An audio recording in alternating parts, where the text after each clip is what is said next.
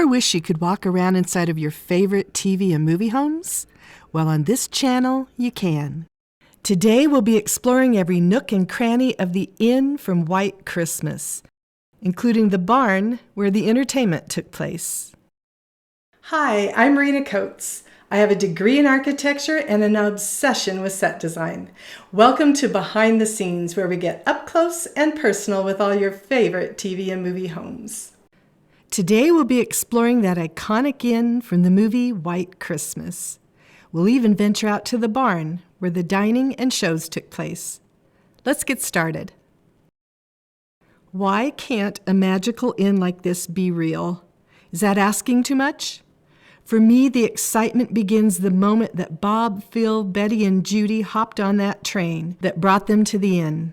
Snuggled up inside the warm train, with the snow falling down outside as they sing Snow, is all I need to start the holidays.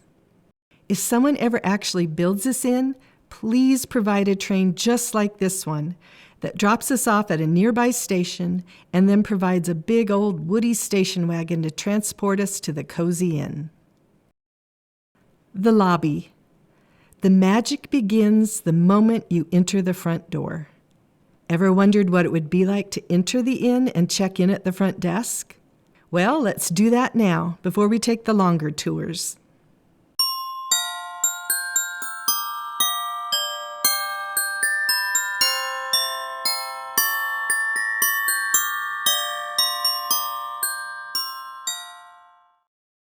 Before we take the full tour of the lobby, let's get a closer look at the details we're about to see. One of the reasons I love making these tours is being able to slow down and soak up all of the design elements. Typically, when we watch a movie, the camera often pans too quickly past the incredible interiors. I just want to be able to sit back and have a good look.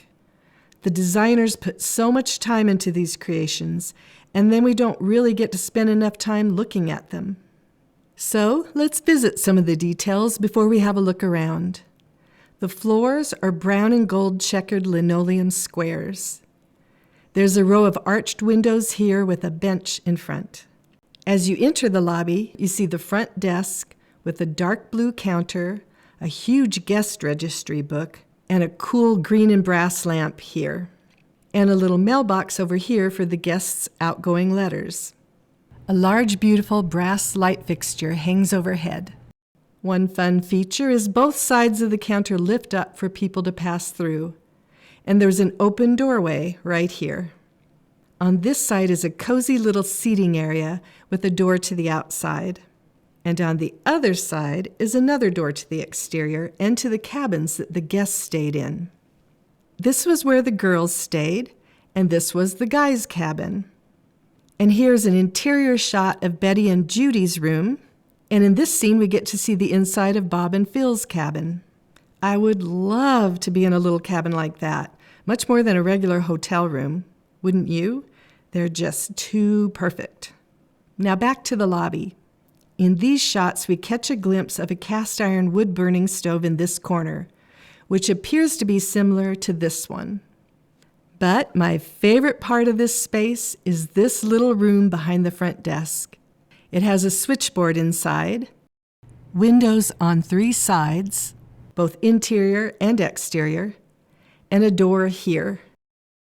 The ceiling is open, making this its own little getaway within the larger room. So cool. When I started modeling this, one of the first things I wanted to do was go back there behind the front desk and explore that little room. Maybe you've thought that before too. So, that's what I'm going to let you do right now.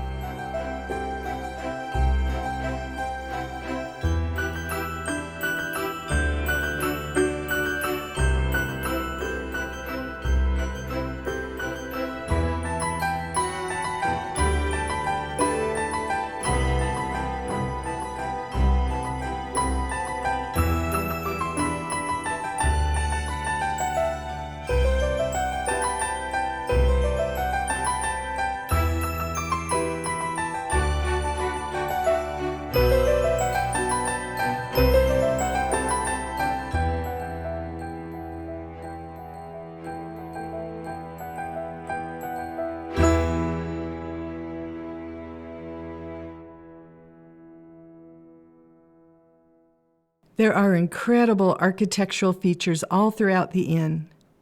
First of all, this beautiful set of stairs. And where do those stairs lead? To the living quarters for the general and his daughter. Here are the clues. Right after the scene where the general gets dressed for the big show, we see his daughter and Emma, played by Mary Wicks, one of my favorites, leave his room and come down the stairs. Then he soon follows. It's also where the cast party took place. We see the dormer windows here, which I think were meant to match up with the exterior. And besides his living room, we get to see his kitchen in these scenes too. Next to the bottom of the stairs is a little office tucked in over here. There are two ways to get to it. You can come by way of the stair landing here, or you can take the steps up to it here. This landing has steps on both sides, and then another step up into the office. Pretty neat. And how about the entire wall of windows framing one side of the office? Just imagine if this wall was a regular solid wall. It would be a different room altogether. It absolutely makes the room. This office also has an open ceiling, like the front desk area. We'll walk through this whole area, but first we'll swing through the lobby to see the parts we haven't gotten to see yet.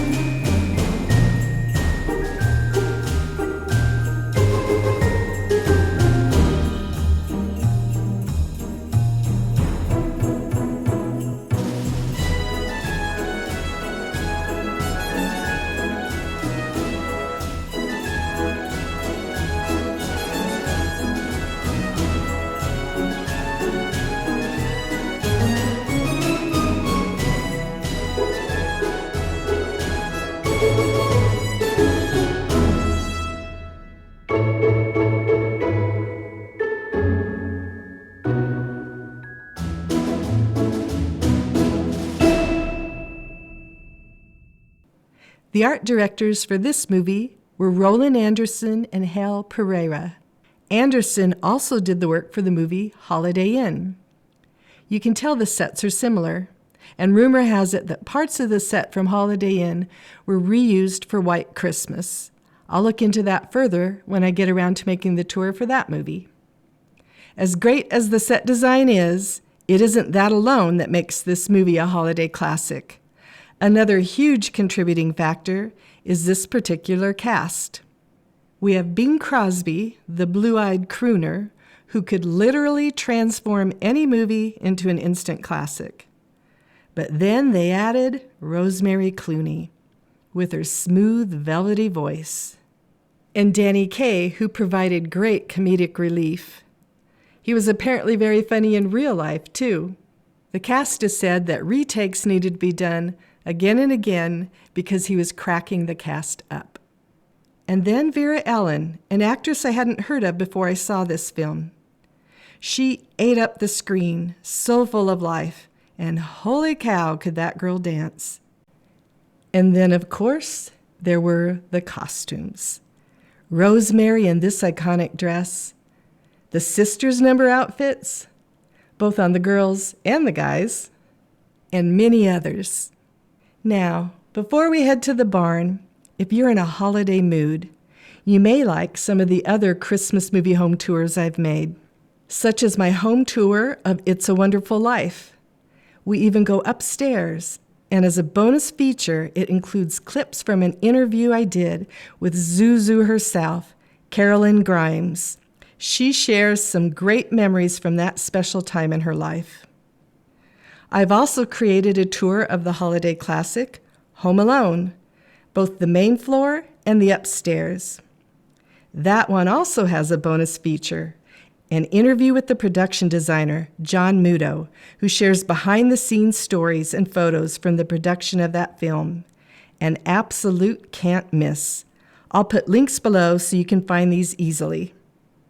If you're curious how I make these tours, I also have a Patreon account where I show you all of the behind-the-scenes details, all for just $5 a month. That link is below too. Now, let's head over to the barn where all that classic entertainment took place. The barn. In the barn, as you first enter, there's an L-shaped area lined with long cushioned benches with a wall of windows behind, and a fire pit here with a huge copper hood hovering above.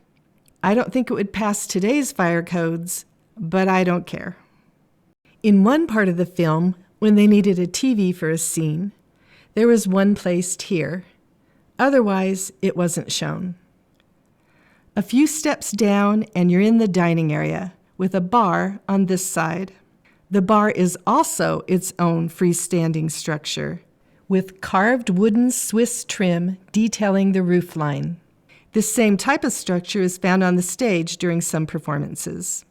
I noticed something interesting while I was researching this film, and that's that sometimes this set of stairs is right next to the bar, and at other times it's up against this wall. And yet there was only one set of stairs, and they weren't movable. There was a piano here, but it moved around a bit, depending on where it was needed. Let's take a stroll around the entertainment barn now.